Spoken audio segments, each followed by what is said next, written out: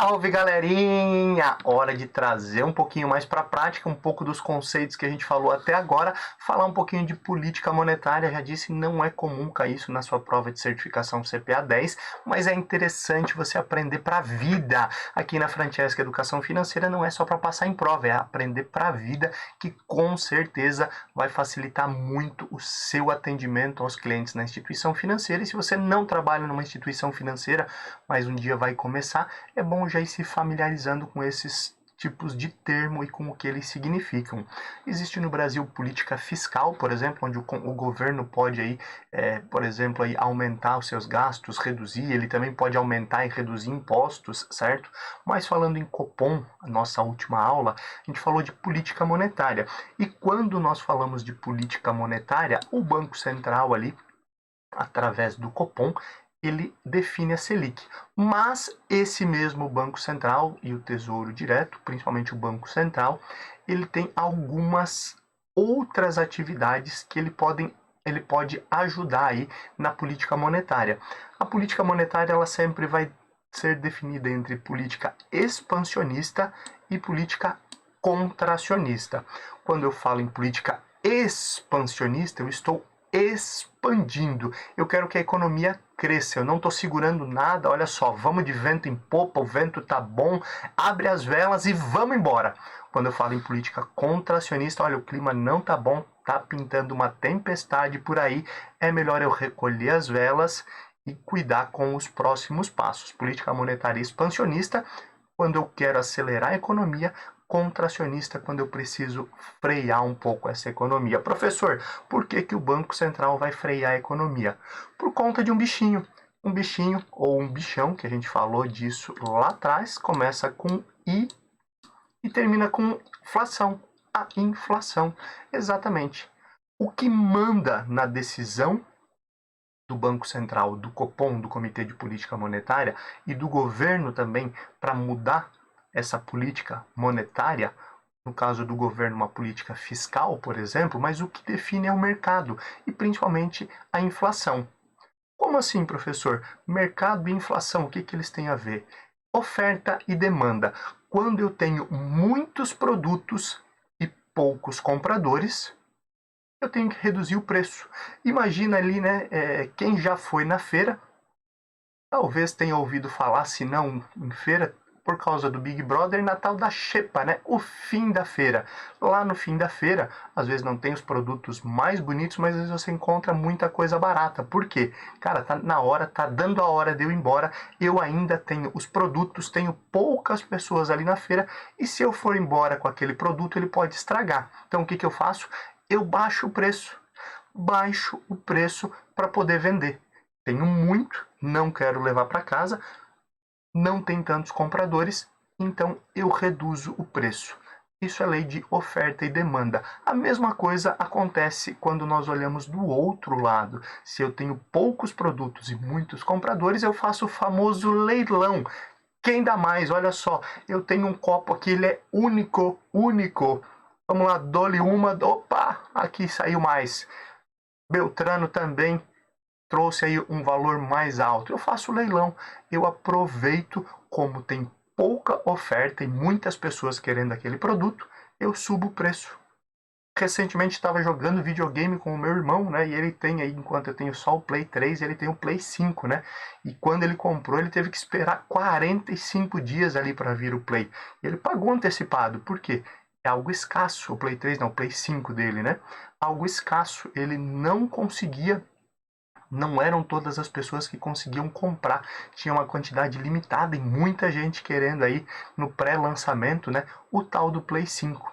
O Play 3 que eu tenho, já tem muita gente que tem, poucas pessoas que querem, então o preço dele é mais baixo, diferente do Play 5, além de ser mais novo, né, mas tem mais gente que quer e muitas pessoas não querem o Play 3.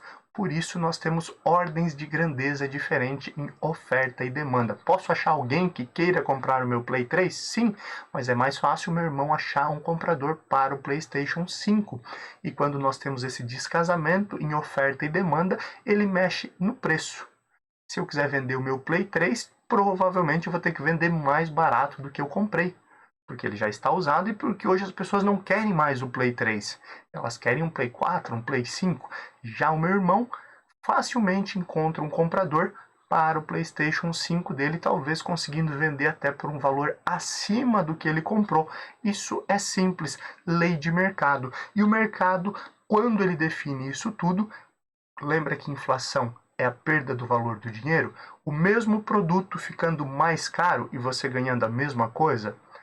A ideia aqui, quando nós falamos de uma inflação subindo, é justamente por essa escassez, esse descasamento aí de oferta e demanda. E para controlar o mercado, para que não fique aí uma inflação muito baixa, lembra? Se o Banco Central tem lá, por exemplo, uma meta de 3,5% de inflação, ele pode subir até 1 ponto percentual, 1,5 acima ou 1,5 abaixo. Se ele tem meta de 3 e ele pode ficar até 1 ponto abaixo, se der 2% de inflação, ele está na meta. Se der 1,5%, estourou a meta, não deu, vai ter que se explicar. Então ele precisa controlar. Se a inflação for muito baixa, ele precisa controlar para ela subir um pouquinho. Se a inflação estiver muito alta, estiver em 5 e ele precisa chegar em 3 com mais 1 ponto percentual, 4, opa, já estourei aí também. Nós tivemos 10,06 no ano passado, também fora da meta. Esse ano aí, já temos aí no acumulado também um grande volume aí de inflação. Depende do mês que você está me assistindo, ele vai ter um valor específico, por isso não vou entrar nesses detalhes, mas eu tenho que chegar o mais próximo da meta e por isso eu abro mão de algumas situações ou exerço algumas políticas monetárias para alcançar o meu objetivo. E para alcançar o objetivo eu preciso utilizar uma política monetária expansionista se eu quero que a inflação suba um pouco, se eu quero que o mercado acelere, as pessoas não estão consumindo, não estão gastando. Por exemplo, ali nós temos aí o Japão. O Japão tem uma taxa de juros negativa, porque as pessoas não consomem tanto lá, as pessoas são mais preocupadas em gastar. Já o Brasil não, o Brasil é uma maravilha, né? O povo gasta até sem ganhar. Então, às vezes, eu preciso de uma política contracionista. E como que tudo isso se encaixa com o que a gente falou até agora? Professor, só está me enrolando. Não, estou contextualizando, calma, relaxa. Quais são as formas que o Banco Central brasileiro, o Banco Central BC Bacen, certo? O Banco Central tem de mexer com a política monetária. Algumas formas. Uma delas é o famoso Open Market. O que é Open Market? Vamos traduzir. Open Market, mercado aberto. Mercado aberto. Que mercado? Extra, o Carrefour, a Açaí, que agora está crescendo ultimamente. Não. Mercado aberto. Lembra que o governo ele emite títulos de dívida, certo? E ele vende esses títulos para pagar as contas. Só que ele emitiu alguns títulos, se ele não está precisando vender, ele deixa ali guardadinho. O Open Market é essa abertura de mercado, uma política expansionista. O que o governo faz? Ele vai e compra, C de compra, os títulos que estão no mercado. Ele vai lá e diz assim, Wagner, tu comprou aí 1 milhão, quem dera, né? Quem dera de títulos, eu vou comprar de ti. E por que o governo faz isso? Quando ele compra, ele está botando esse dinheiro na economia. Botando mais dinheiro na economia, a tendência é que as pessoas gastem mais. O que você faz quando você ganha mais? Guarda mais, né? Eu sei que tu investe. Não? Não investe? Tá bom. Eu sei, eu também gasto mais. É bom viver bem, né? A gente se acostuma fácil com coisa boa. Isso é normal. Essa é a ideia também do mercado. Quando o governo coloca mais dinheiro no open market, comprando mais títulos, ele põe mais dinheiro ali no jogo, mais dinheiro no mercado. Só que quando ele tem que ir para uma pegada diferente, ele tem que controlar a economia, o povo está gastando demais, cara. O povo está gastando demais, as empresas não dão conta de produzir, tem pouco carro e muita gente querendo comprar. O carro que custava 50 foi para 60, o de 60 foi para 80, o de 80 foi para 100 e o de 90 para 120. Nessa média aí, estou falando alguma besteira? Parece uma foto do Brasil recentemente, né? Normal. Ciclos de alta e baixa acontecem com grande frequência. Quando nós estamos nesse estágio atual, falando em 2022, com o governo precisando frear, o Banco Central precisando frear um pouquinho a economia, ele não compra. Então, se ele não compra, ele faz o quê? Ele vende mais título. E lembra que tem aquela negociação lá do Tesouro com os grandes bancos? Lembrou? Olha como as coisas se conectam. Tesouro lá na clearing da Selic. Lembra disso? Se não lembra, volta pro módulo 1 que tu tá fazendo coisa errada aqui. Tá no módulo errado. Volta pro módulo 1, acompanha isso aí e volta para essa aula. Então, já assistiu? Agora eu sei que tu lembrou de todo o conceito da clearing.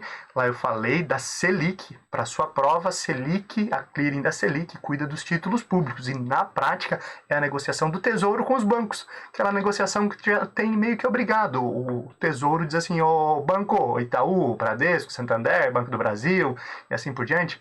Então, para vocês estarem aqui nessa preferência de negociação, quando eu quero comprar, eu compro. Quando eu quero vender, vocês têm que comprar. E ele vai lá e diz assim, olha só, eu quero tirar dinheiro do mercado. Então eu tenho aqui 1 bilhão de títulos. Comprem. Não quero saber, comprem. Então ele está tirando o dinheiro que esses bancos tinham ali e poderiam utilizar até mesmo para crédito, tirando o dinheiro da economia e estimulando a compra desses títulos. O governo vendeu, certo? Os títulos e tirou dinheiro da economia. Vê, a mesma política, o mesmo open market, com ações diferentes, uma de compra, uma de venda, vai ter uma política expansionista, quero liberar a economia, uma política contracionista, eu preciso controlar a economia, taxa de juros, inflação, etc. Essa é uma das formas. Além disso, o Banco Central pode trabalhar de outra forma, pode trabalhar com redesconto. O que é redesconto? Se você não lembra, também está na hora de voltar para o módulo 1, hein? Redesconto, lembra? Redesconto, tu lembra do seguinte, lembra que no fim do dia todos os bancos têm que fechar no 0 a 0? Eu captei tanto, eu emprestei tanto. E se eu não consigo fechar no 0 a 0, se está sobrando, eu vou perder dinheiro, porque não vai estar rentabilizando esse dinheiro. E se estiver faltando, eu vou ter problema lá com o Banco Central. Então eu pego dinheirinho emprestado de outro banco. Se nenhum banco ali me empresta, eu sou obrigado a pedir dinheiro emprestado do Banco Central. Lembrou desse conceito de redesconto que a gente falou lá no módulo 1? Legal. Política de redesconto. Quando eu aumento a taxa de redesconto, certo? Eu estou uma política contracionista ou expansionista? Contracionista ou expansionista?